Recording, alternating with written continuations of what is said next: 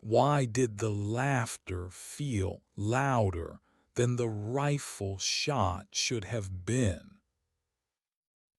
She stood at the far end of the range, slightly apart, shoulders drawn inward the way people learn to do when they don't want to be seen. The kind of posture that says, I'm here to work, not to matter. The men at the benches barely looked at her. Some smirked. One didn't bother lowering his voice when he said, "That thing won't even cycle." The rifle in her hands was damaged. Everyone knew it. Bent gas tube, weak spring, a training discard, a joke weapon. And she, in her faded civilian shirt and quiet manner, looked like another punchline waiting to land. She felt the familiar tightening in her chest. Not fear, not anger, something older. The reflex of being underestimated. She had learned long ago that correcting people cost energy. Silence was cheaper. The challenge wasn't issued with cruelty. It was issued with confidence, the careless kind that never expects resistance. 3 targets, 100 yards. If you hit them, I'll do your paperwork for a month. The laughter rolled again. She didn't join it. She didn't argue. She simply nodded and stepped forward. No one noticed how her breathing slowed, how her hands stopped shaking, not from nerves but from settling. Muscle memory doesn't announce itself. It just arrives. When the first round fired and struck dead center, the laughter faltered. When the second hit, someone stopped smiling. By the third, the range went quiet. But the silence didn't last. Someone pushed it further, blindfolded, longer distance, broken rifle, a dare dressed up as humor. She hesitated then, just for a moment, not because she couldn't do it, but because doing it would change things. She had worked very hard to be invisible. She thought of the long nights counting ammunition because numbers didn't ask questions. Thought of the dreams she still woke from at 300, heart racing, convinced she could smell smoke. Thought of the promise she'd made herself. No more standing out. And yet she stepped to the line. Because some challenges aren't about pride. They're about refusing to shrink. The blindfold went on. The damaged rifle came up. And with every shot, something shifted, not just on the range, but inside her. They weren't watching a technician anymore. They just didn't know what they were seeing yet. And she didn't tell them. Not yet. How could someone aim without seeing? And why did it feel like she wasn't aiming at all? The shots came slower now, deliberate, as if she were listening rather than looking. Wind on steel, the subtle echo of impact, the pause between breaths.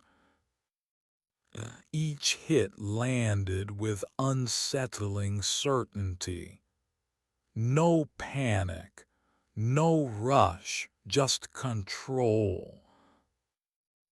By the time the final target fell, the silence was total. Not awe yet, something closer to confusion. Then hands grabbed her shoulder, too hard. The blindfold was torn away. The motion spun her slightly, fabric ripping under pressure. And there it was. Ink faded but unmistakable. A mark that didn't belong to a civilian life. A symbol that carried weight, history, loss. Recognition hit the crowd in waves, the way it always does, slow for most, instant for a few. Someone saluted before they realized they were doing it. Another followed. Her jaw tightened, just once. She hadn't planned this. She hadn't wanted it. She'd only wanted the noise to stop. But once truth surfaces, it doesn't ask permission. Names were whispered, old reports remembered, stories reassembled. And she stood there, exposed in a way that had nothing to do with her arm. She wanted to disappear. She wanted to explain. She wanted to scream that survival wasn't heroism, that living when others didn't felt more like theft than victory. Instead, she said nothing, because silence had protected her before. She didn't know, yet that silence was about to fail her. Why does competence threaten people more than arrogance ever could? By afternoon, the footage was everywhere. Phones, messages, private groups where veterans recognized things civilians never would. Questions followed her like shadows. Background checks. Polite inquiries that carried sharp edges. She returned to the armory, back to numbers, back to the comfort of order. But the walls were closing in. Someone was searching. Someone always does. Part of her felt relief. Exhaustion has a breaking point. Pretending to be less than you are is heavier than people think. Another part, the wounded part, wanted to stay small forever. She remembered the ones she'd taught, the ones who trusted her, the ones she lost. She remembered telling them that adaptation mattered more than perfection. That quiet competence outlasted bravado. And now the world was asking her to prove that lesson again. Publicly, she didn't feel proud. She felt tired. But tired people can still stand when it matters. And when the request came, unofficial, urgent, impossible, she didn't answer right away. She opened the case she hadn't touched in months. The rifle she'd retired alongside herself. Her reflection in the metal didn't look heroic. It looked resolved. Oh, she said yes. Not for recognition, for responsibility.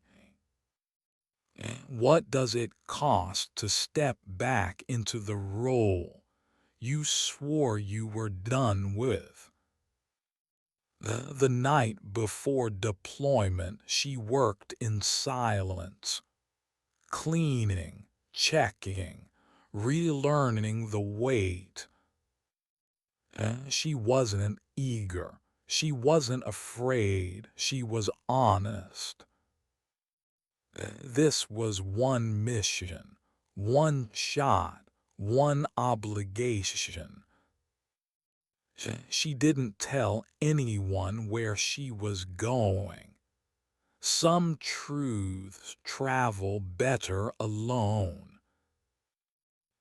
In the aircraft, she visualized the shot, not with bravado, but with care, accounting for everything that could go wrong. Because hope is not a plan. When the moment came, she didn't rush it. She waited. She adapted. The rifle cracked once, and 3 lives continued. No cheers, no cameras, just confirmation. She exhaled. That was enough. What remains after the noise fades? She returned quietly to teaching, to guiding, to building others instead of being placed on a pedestal she never asked for. Those who once laughed trained harder now, listened more. The culture shifted, not dramatically, but meaningfully. And she carried on, not healed, but healing. Because strength isn't loud, and dignity doesn't demand an audience. Sometimes it simply acts. Why did the silence feel heavier than the laughter ever had? It pressed against her ears as she stood there, rifle still warm in her hands, blindfold dangling from her fingers like something torn away too early. No one spoke. No one quite knew how. Moments ago, they had been comfortable, smiling, teasing, certain of their place in the hierarchy of competence. Now certainty had evaporated, replaced by something far more dangerous to ego: doubt. She felt it immediately. That shift in the air when people realize they misjudged you, not slightly, but completely. When the version of you they invented collapses, and they don't yet know what to replace it with. Some stared at the targets. Others stared at her arm, at the ink that should have remained covered. A few looked away entirely, as if refusing to acknowledge what their eyes had already confirmed. She wanted to pull her sleeve back down, wanted to rewind the last 10 minutes and choose silence over accuracy. But time doesn't work like that. Once you reveal capability, you don't get to pretend it isn't there. Her pulse was steady. That surprised her. Years ago, moments like this would have sent her into a controlled burn, heart racing, senses sharpening, the old readiness flooding back. Now there was only fatigue, not physical, emotional. The kind that comes from carrying too much history into a place that only wanted a name badge and a job title. Someone cleared their throat, a nervous sound. Another person shifted their weight. Boots scraped gravel. The range, moments ago full of swagger, now felt like a church after confession. No one wanted to be the first to speak. She broke the silence herself, not with an explanation, not with a challenge, just a quiet, practical sentence. The rifle still jams on the third round, she said. Someone should tag it out before the next cycle. It was such an ordinary thing to say that it confused them more than any speech could have. She handed the weapon back, careful, respectful, the way you handle something that isn't yours, even when you know it better than anyone else there.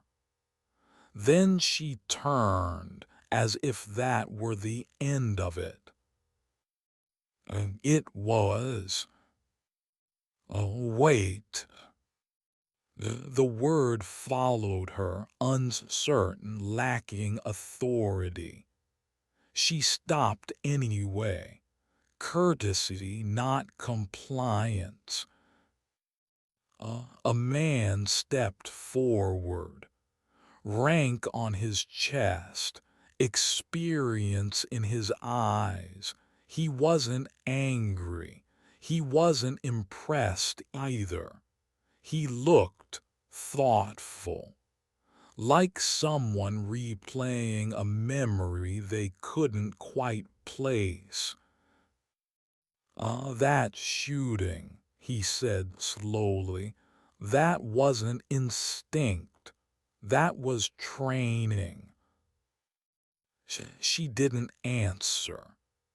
She had learned long ago that denying the obvious only made people dig harder.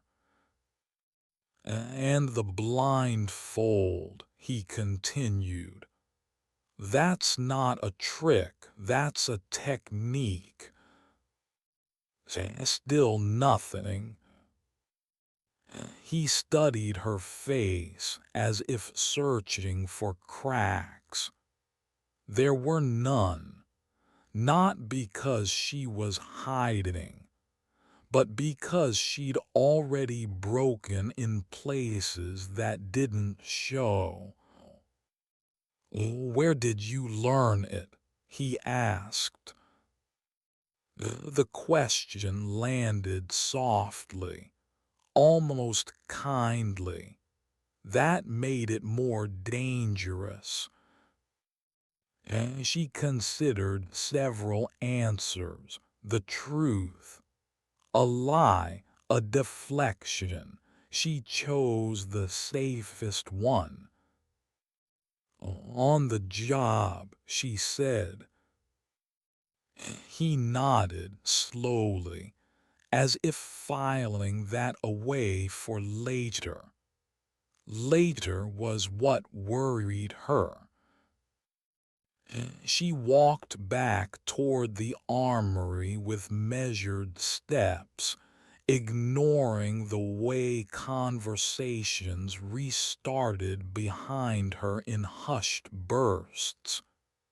She could feel eyes on her back, not the dismissive glances from earlier. These were heavier, curious, reevaluating. Some carried respect, others resentment. Respect was harder. Inside the armory, the familiar smell of oil and metal wrapped around her like a blanket. This place made sense. Everything had a serial number, a location, a purpose. Weapons didn't care who you were. They only responded to how well you understood them. She logged the rifle, noted the defects, wrote neatly. Her handwriting didn't shake. But inside, something had shifted. A hairline fracture in the careful life she'd constructed. She'd known this day might come. Skill, once demonstrated, refuses to stay hidden. You can bury it under paperwork and routine, but eventually it surfaces. Usually when someone underestimates you out loud. She leaned against the counter for a moment longer than necessary, closed her eyes, breathed. The laughter replayed in her head, not because it hurt, but because it reminded her of something she'd tried to forget. How often she'd been laughed at early on. How many rooms she'd entered already dismissed. How many times she'd learned that being exceptional didn't protect you from being invisible. It just made the reveal more disruptive. A memory surfaced uninvited. A different range, different dust, different heat. A voice in her ear, calm even as everything else burned. Don't rush it. Wait for the wind to settle. You've got this. She pushed the memory away. Not now. Her phone buzzed once, then again, unknown numbers. She ignored them. Whoever they were, they could wait. By mid-afternoon, the ripple effects were impossible to ignore. Conversations stopped when she entered rooms. People found reasons to be nearby. Someone asked her opinion on a weapon system they'd never cared about yesterday. Another apologized awkwardly, too loudly, as if volume could compensate for earlier disrespect. She accepted none of it personally. Apologies given for public behavior are often more about easing guilt than making amends. She didn't need their validation. She needed space. What she didn't need, but was getting anyway, was attention from administration. The background check started quietly. They always do. Routine flags, missing years, gaps that had been intentional. She worked hard on her cover identity. Not sloppy, just thin enough to pass unless someone pressed. Someone was pressing. She knew before anyone told her. You develop a sense for it after years of being hunted, not by enemies, but by systems. Databases don't feel suspicion, but the people behind them do. And curiosity is a powerful accelerant. By the time she finished her shift, she had 3 missed calls from numbers that didn't leave voicemails. That was never a good sign. She drove home as the sun dipped low, the sky bleeding into deep orange and gray. Traffic moved around her, oblivious. Civilians laughing at red lights. Music playing through open windows. The world continuing, unaware that anything had shifted at all. That was the strange part. The biggest moments of your life often pass unnoticed by everyone else. At home, she didn't turn on the lights right away. sat in the quiet, let the day settle. She wasn't afraid of being discovered. Not exactly. What scared her was what came after. The expectations, the questions, the way people look at you differently once they think they know who you are. She had spent years trying to be smaller, not weaker, just quieter, letting the past stay where it belonged.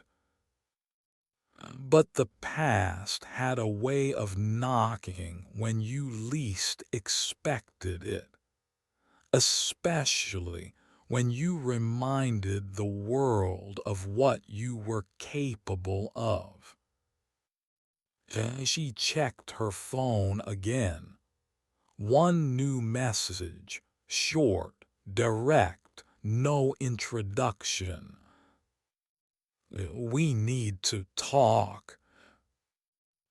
She stared at the screen for a long time before setting it face down. Tomorrow, she knew, nothing would be the same. Not because she wanted it that way, but because dignity, once tested, has a habit of revealing itself, whether you invite it or not. Why did the knock on her door feel louder than gunfire ever had? It came just after dawn, sharp and deliberate, the kind that didn't belong to delivery drivers or neighbors borrowing sugar. She didn't jump. She never did anymore. Instead, she sat on the edge of her bed for a long second, listening, not to the knock itself, but to everything around it. The building settling, a car passing outside, her own breathing, slow and even. This was the moment she'd known would come. Not yesterday, not on the range, but eventually. She opened the door without asking who it was. Two men stood there. One in civilian clothes that were too neat, too intentional.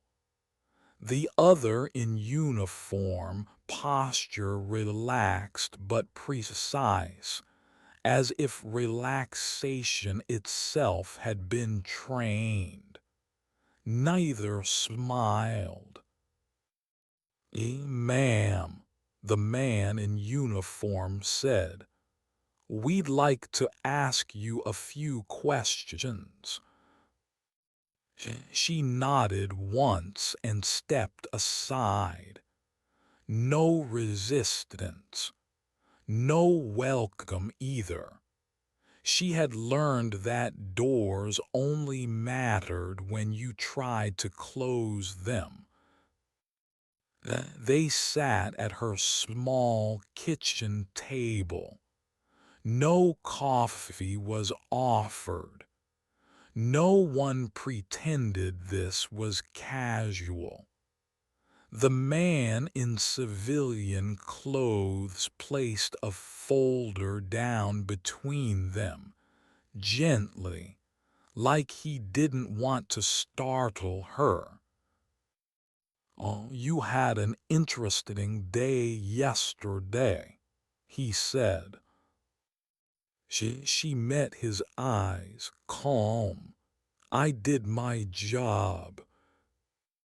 He paused, measuring her. That's one way to put it. The uniformed man spoke next. We ran a routine background verification after the incident. There are gaps. She'd expected that word. Gaps always sounded worse than what they really were, as if a life had to be neatly documented to be valid. I've had contract work overseas, she said evenly. Non-disclosure agreements. The civilian nodded. We assumed you'd say that. Silence stretched. She let it. People often talked themselves into revealing more if you didn't rush to fill the space. What we didn't expect, he continued, was the level of proficiency you demonstrated. That wasn't security contractor training. That wasn't recreational shooting. That was institutional. She didn't correct him. Labels had never mattered much to her. Only outcomes. The uniformed man leaned back slightly. You understand how this looks. She did perfectly. A woman working quietly beneath her capability, exposed not by ambition but by provocation. It looked suspicious. It always did. "Oh, I understand," she said. "Then help us understand," he replied, not unkindly.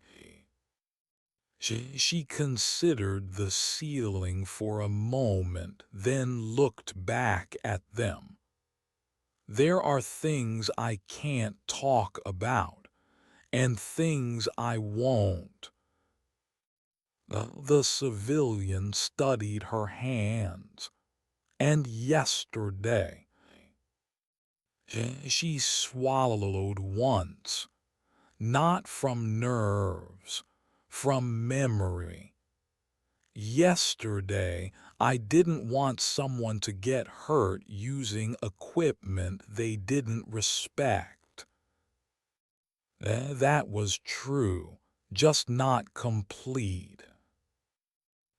They left an hour later with no conclusions, only more questions. She watched them walk down the hallway from her window. When they disappeared, she finally let herself sit down again.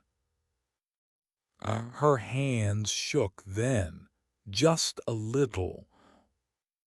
Not because she feared consequences, but because being seen, truly seen, always dragged old ghosts into the light. By the time she arrived at the base, the atmosphere had changed. It wasn't hostile.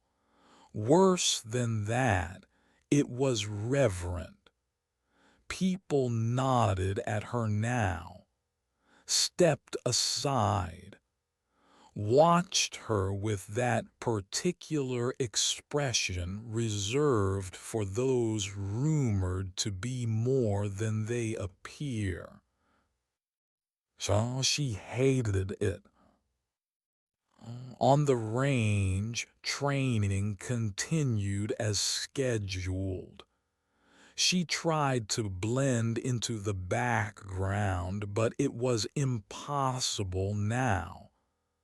Someone always found a reason to approach, a question, a compliment, an apology.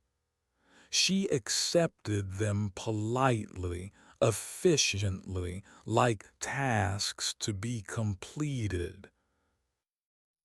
Midday, a young Marine approached her, hesitating like he wasn't sure he was allowed to speak. Ma'am, he said, they said you might help. She gestured for him to continue. I keep missing left, he admitted.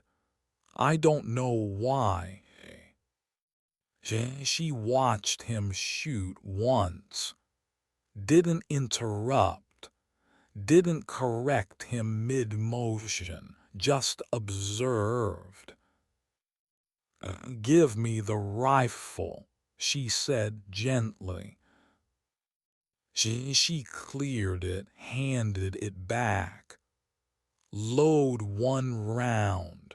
Don't think about the target. Think about your finger. He frowned but nodded. She demonstrated the squeeze in the air. Slow, steady, patient. If you know exactly when it's going to fire, you're already too tense. He tried again. The shot landed center mass. His eyes widened. I hit it. Oh, yes, she said simply.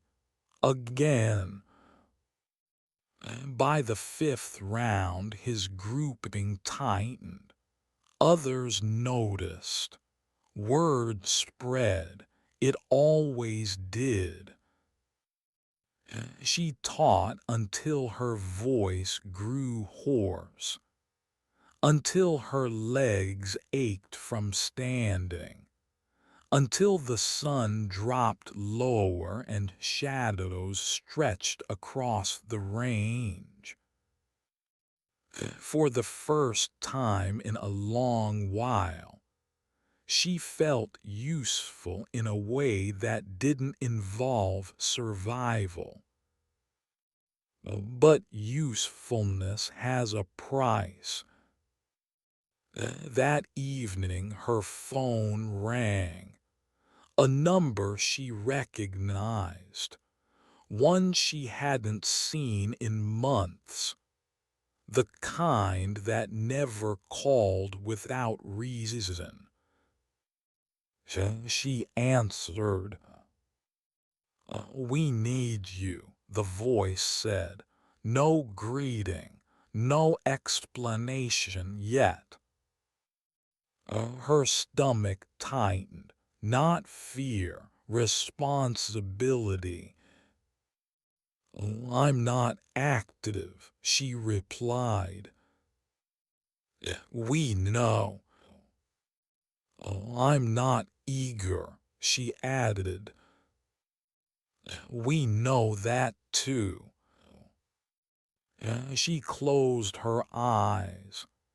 Images flickered, students she'd trained, faces she couldn't forget, lessons she'd taught that demanded consistency. What's the situation? She asked quietly. The 3 lives, remote terrain, a shot no one else could make in time. She didn't answer right away. Silence stretched across the line. Finally, she said, send the brief.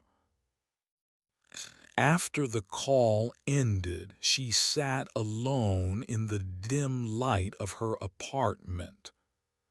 The ordinary life she'd built felt fragile now, temporary, like a pause rather than an ending. As she opened the case she'd sworn she wouldn't touch again. The rifle lay inside, familiar and unforgiving.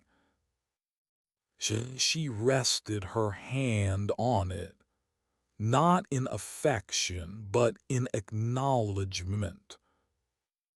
Some skills don't retire, they wait. And sometimes redemption isn't about being forgiven. It's about choosing to act when it would be easier not to. Tomorrow, she would step back into a role she'd tried to leave behind. Not because she wanted the title, but because the lesson she'd taught others still applied to her. When it matters most, you don't hide what you are. You use it. Why did the air feel thinner the higher they climbed, even before the aircraft left the ground? She noticed it in the way the brief was delivered. Shorter sentences, fewer assumptions, no wasted confidence. The kind of briefing that didn't try to convince anyone it would be easy. That alone told her enough. She sat slightly apart from the others, tablet resting on her knee, eyes tracking terrain data without comment. Mountainous, remote, limited access. Weather that refused to cooperate. Targets that would not wait. Nothing about it invited heroics. Everything about it demanded patience. No one joked this time. She recognized only two faces in the room. One nodded to her, not with awe, not with suspicion, but with something closer to relief. That made her uncomfortable. Relief implied dependence, and dependence came with consequences. The mission commander spoke carefully when he addressed her, like someone handling a tool they respected but didn't fully understand. You'll have final discretion, he said. If the shot isn't there, we abort. She appreciated that. Too many missions failed because someone higher up wanted certainty where none existed. I won't take it if it isn't clean, she replied. He met her eyes. That's why you're here. The words settled heavier than praise. Being trusted with restraint mattered more than being trusted with force. The flight was quiet. engines humming, red lights casting long shadows across faces that had learned how to wait without fidgeting. She closed her eyes and let the vibration steady her breathing. The aircraft smelled like oil and canvas, and the faint tension of people who knew better than to speak their nerves aloud. Across from her, one of the younger operators watched her openly now, not rudely, just curious. She recognized the look. She'd worn it once, too, before experience taught her that capability didn't always announce itself loudly. "You okay?" he asked finally, voice low. She nodded. "I am." He hesitated. "They said you don't miss." She almost smiled. Almost. "Everyone misses," she said. "The trick is knowing when not to shoot." That seemed to satisfy him, though he didn't fully understand it yet. They inserted just before dawn, cold air biting through layers, the kind of cold that crept inward, settling into bones. She welcomed it. Cold sharpened the mind. Heat made people sloppy. The climb to the observation point was slow, deliberate, no wasted movement. She felt the familiar burn in her legs, the quiet counting of steps that turned distance into something manageable. One foot, then another, always forward. By the time they reached the ridge, the sky was beginning to lighten, the world emerging in gradients of gray. She set up without speaking, every motion economical, tripod planted, rifle secured, wind measured not by instruments alone, but by instinct honed over years of watching how the world breathed. She lay prone, cheek resting against the stock, and felt the old alignment return. Not excitement, not dread, but clarity. This was a place her mind understood. Variables, adjustments, consequences. Below them the compound was still, too still. That worried her. She scanned slowly, building edges, shadows, movement that wasn't movement. She cataloged everything without rushing. Rushing was how you lied to yourself. Minutes passed, then more. The voice in her ear was calm. "Status." "Waiting," she replied.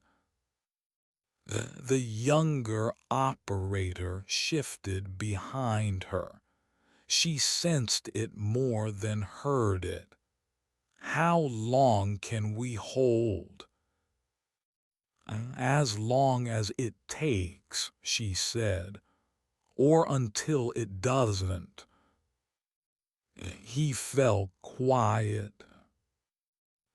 The first sign of trouble wasn't a person. It was sound. A door opening where one shouldn't. The subtle change in rhythm that told her the situation was accelerating without permission. Her heart rate remained steady. That surprised her again. Once, this would have sent adrenaline flooding her system. Now there was only focus. Not because she cared less, but because she'd learned the cost of panic. She adjusted. Micro movements, accounting for elevation, wind drift, the slight tremor introduced by fatigue. The shot was long, longer than comfortable, but comfort had never been the standard. A figure emerged, partial cover, poor light, not ideal. She waited. Another voice crackled, urgent now.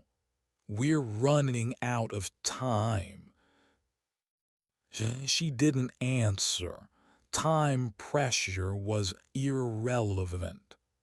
The shot didn't care about urgency. It only cared about truth. She thought of the range, the laughter, the silence after. How people assumed her ability had been about proving something.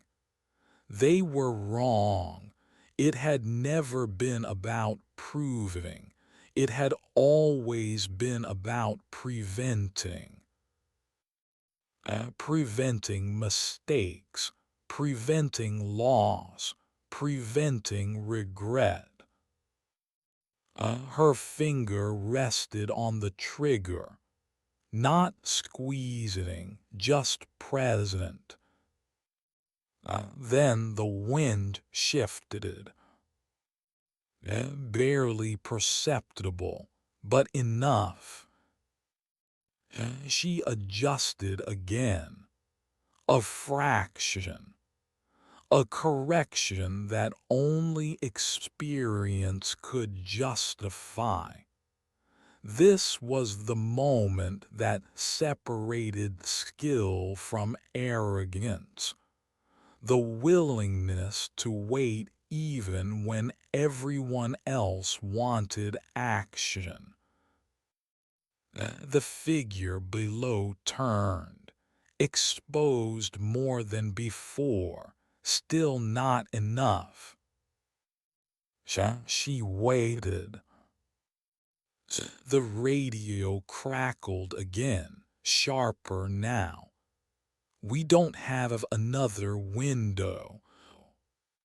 She exhaled slowly, long, complete. This was it. She took the shot. The recoil was familiar, manageable. The sound rolled across the valley and vanished. She stayed on the scope, watching the result, not celebrating, not flinching. Confirmed. Target neutralized, she said. No cheers, just acknowledgments, efficient, professional. The extraction was as clean as anything ever was. They moved fast, leaving nothing behind but disturbed air and footprints that would vanish by nightfall. On the flight back, no one spoke for a long time. Finally, the same young operator leaned toward her again. That was something. She kept her eyes forward. It was a responsibility. He nodded slowly, as if storing that away for later understanding. When they landed, the sun was fully up. Another day beginning for people who would never know how close things had come to ending differently. She handed off the rifle without ceremony, signed forms, answered questions briefly. No embellishment, no war stories. As she walked away, the mission commander stopped her. "Oh, you did good work," he said. She met his gaze. "I did what was needed." He studied her for a moment. "You could come back full time." The offer hung there, tempting in its simplicity. A return to something familiar, structured, purpose-driven. She thought of the range, of teaching, of quiet mornings that didn't begin with urgency, of the fragile peace she'd built. "I'll think about it," she said. That was the truth. That night, alone again, she lay awake longer than usual, not replaying the shot. That part was settled. What lingered was something else. The realization that she no longer ran from who she was. She didn't embrace it either. She carried it, carefully, like something that could still do harm if mishandled. Strength, she had learned, wasn't about dominance or recognition. It was about restraint, about choosing the moment and accepting the weight of that choice afterward. Tomorrow questions would come, offers, assumptions. But for now, in the quiet, she allowed herself one small acknowledgement.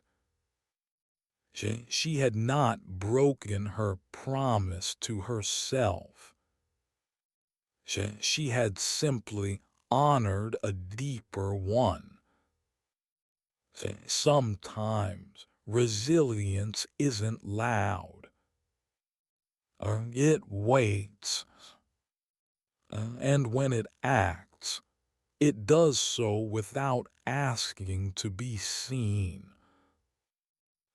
Why did coming home feel harder than leaving ever had? The door closed behind her with a soft, final click, And for a moment she stood there, keys still in her hand, unsure of what to do with herself. The apartment looked the same. Same chair by the window. Same faint crack in the wall she'd meant to fix and never had. Nothing had changed except her. She set the keys down slowly, as if noise might shatter something fragile inside her. Missions always ended cleanly on paper. In reality, they unraveled quietly afterward when adrenaline drained away and left space for thought. Too much space. She showered without turning on the light. Let the water run hot, then cold, grounding herself in sensation. The steam carried echoes of other places, other nights. She pushed them aside, breathing steadily until her hands stopped trembling. Sleep didn't come easily. It never did after a job. She lay awake, staring at the ceiling, replaying not the shot, but the waiting. The long, deliberate restraint before it. That was the part that stayed with her. The part people never asked about. Morning arrived without ceremony. She dressed and went back to work like nothing had happened. But something had. At the base, people spoke to her differently now. Not louder, softer, as if volume might offend her capability. She hated that too. Respect earned through rumor always felt flimsy, conditional. She kept her head down, focused on instruction, on process, on helping others improve without drawing attention to herself. That had always been her comfort, making others better so she didn't have to stand alone at the center. A senior officer asked her to sit in on a training review. She declined politely. Another invited her to a closed-door meeting. She postponed. Each offer carried opportunity. Each one also carried exposure. By midweek, the whispers reached civilian channels. Someone leaked something they shouldn't have. Nothing classified, just enough to suggest a story. She saw it online that night. A shaky headline. Speculation framed as admiration. Comments arguing about what kind of person she must be, what she represented. She closed the browser. Being turned into an idea had always frightened her more than being targeted as a person. Ideas get simplified. People don't. The next day, the young Marine she'd helped earlier found her again. He looked more confident now, straighter, like something had clicked. I qualified, he said, couldn't hide the pride. She smiled, a real one this time. You earned it. He hesitated. They said it was because of you.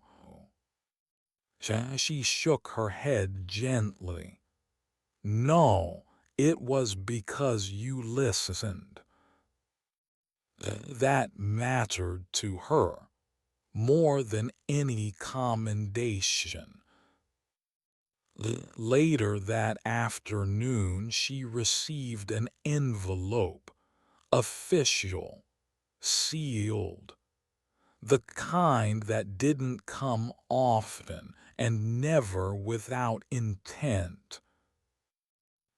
Inside was a commendation request, carefully worded, optional, recognition for exceptional service rendered under extraordinary conditions. She folded the paper once, then again. Recognition had never sat well with her. It implied closure, finality, as if a single action could summarize a lifetime of effort and loss. She thought of the ones who never came home, the ones whose names were etched quietly into memory, not metal, the ones who never received envelopes. She declined. The response came quicker than she expected.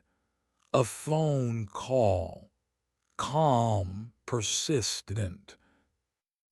Oh, you can't keep disappearing, the voice said. Not accusing, just factual.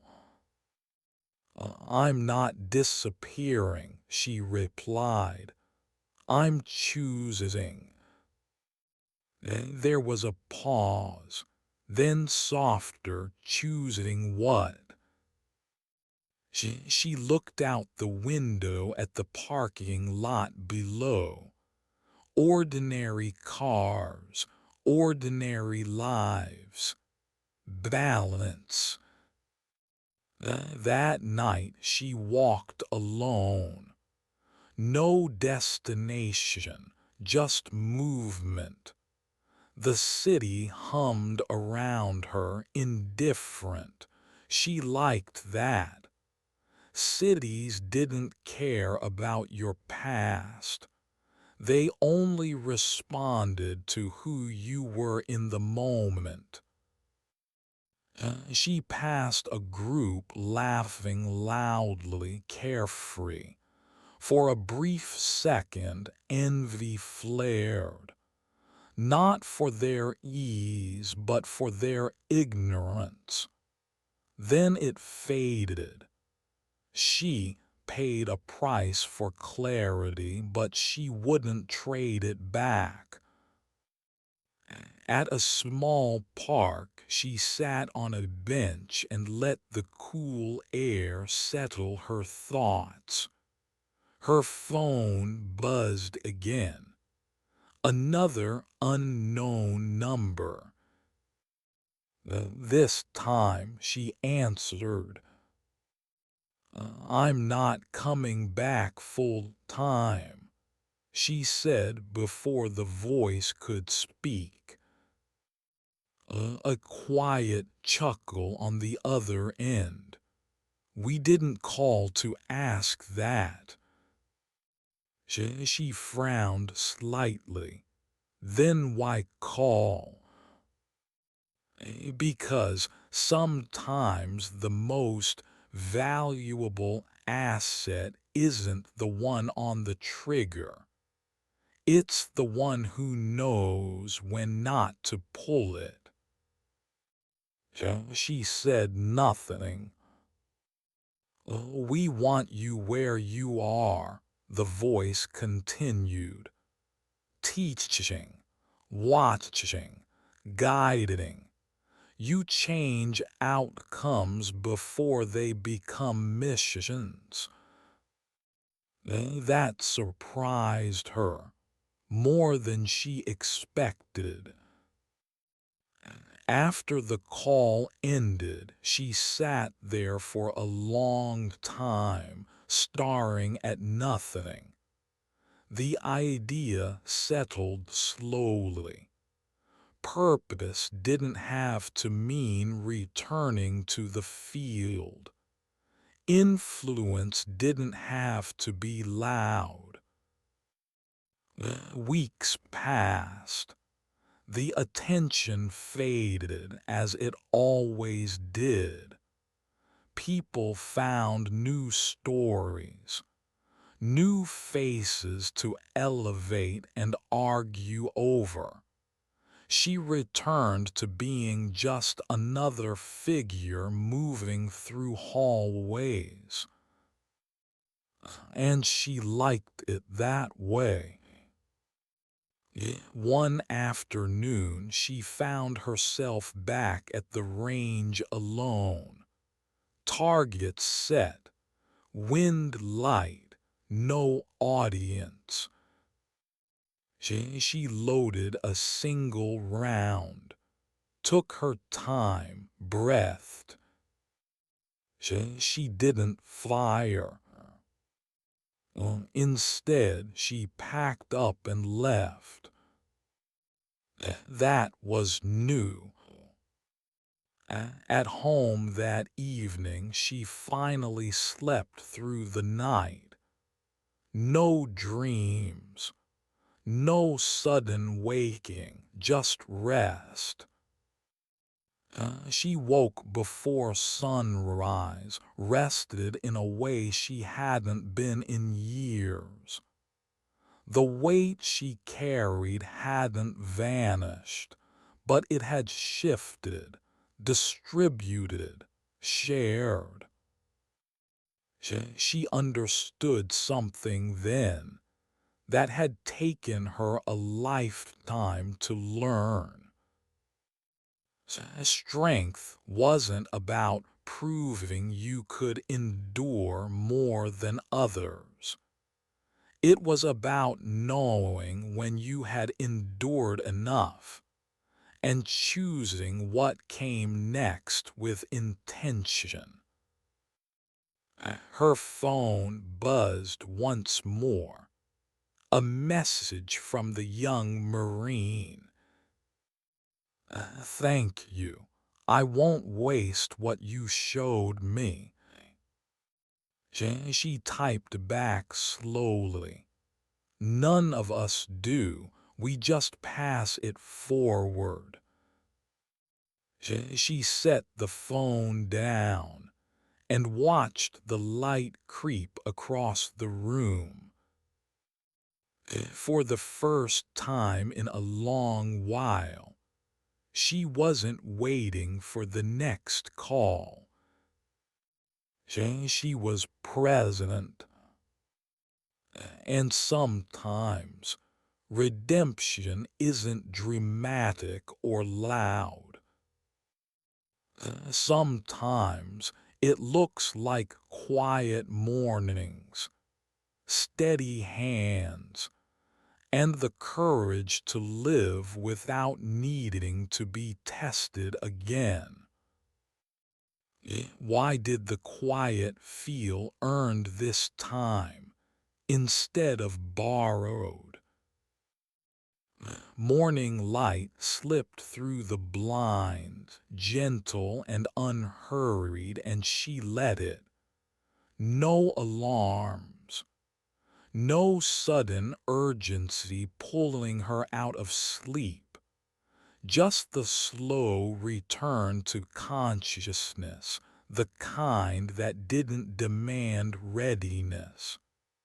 She lay there for a few extra breaths, listening to the ordinary sounds of a building waking up around her.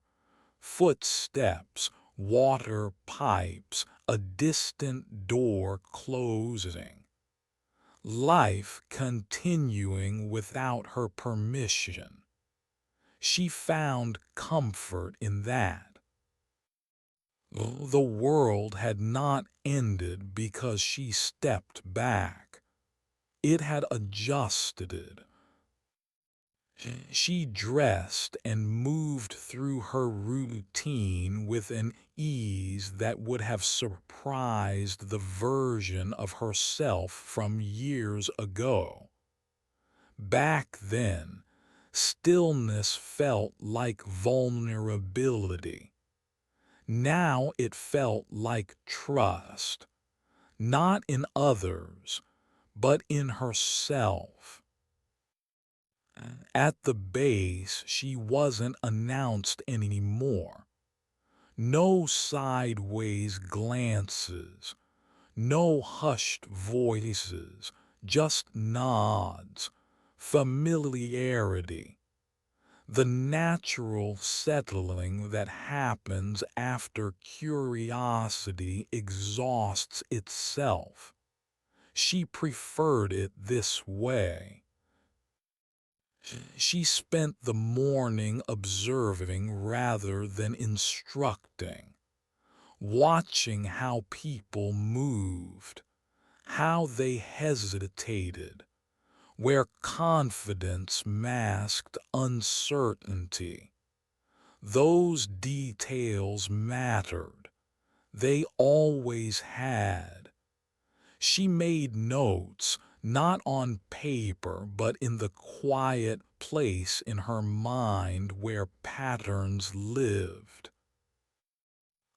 A trainee struggled with a drill, frustration tightening his jaw. She didn't step in right away. She waited until he asked. That mattered too. When she did speak, it was brief, specific, actionable. He corrected himself, improved. She stepped back again. The teaching she had learned wasn't about presence. It was about timing. Later, she found herself alone on the range, the way she often did now. Not to shoot, just to stand there. The space felt different without tension clinging to it. She could hear the wind clearly, the distant crack of others training. No pressure, no expectation. She thought of the broken rifle from weeks ago.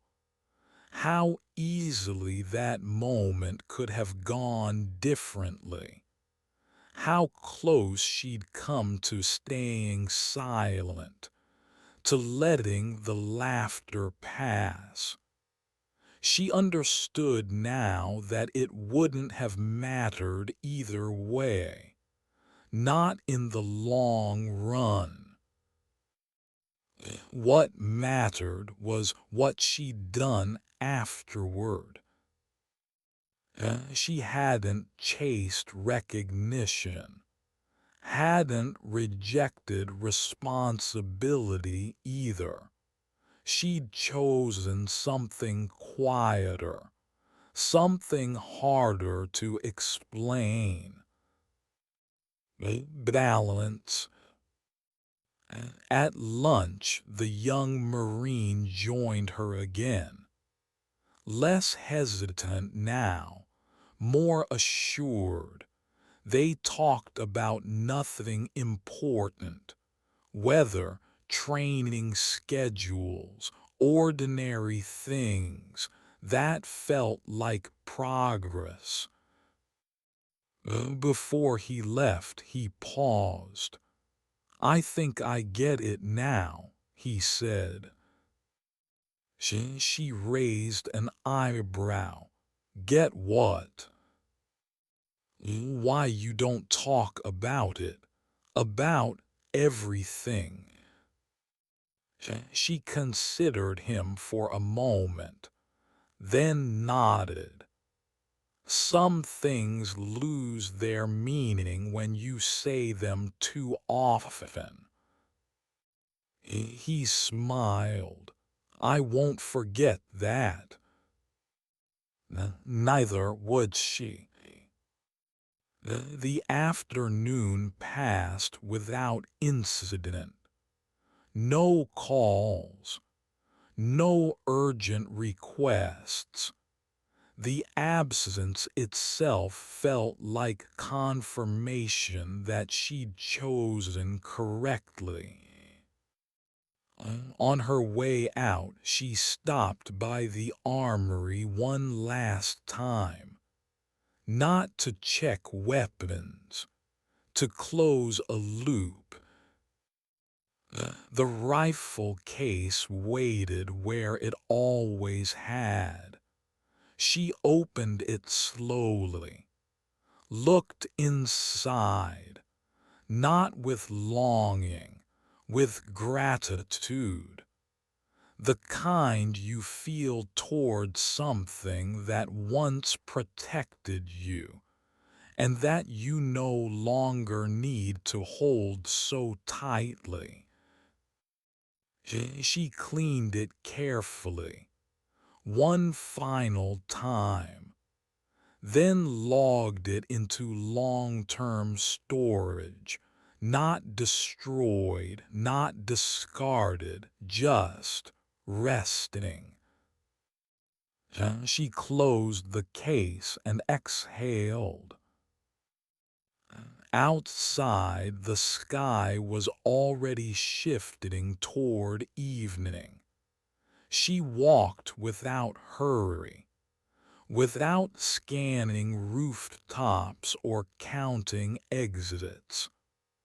Old habits don't vanish overnight, but they loosen when you stop feeding them.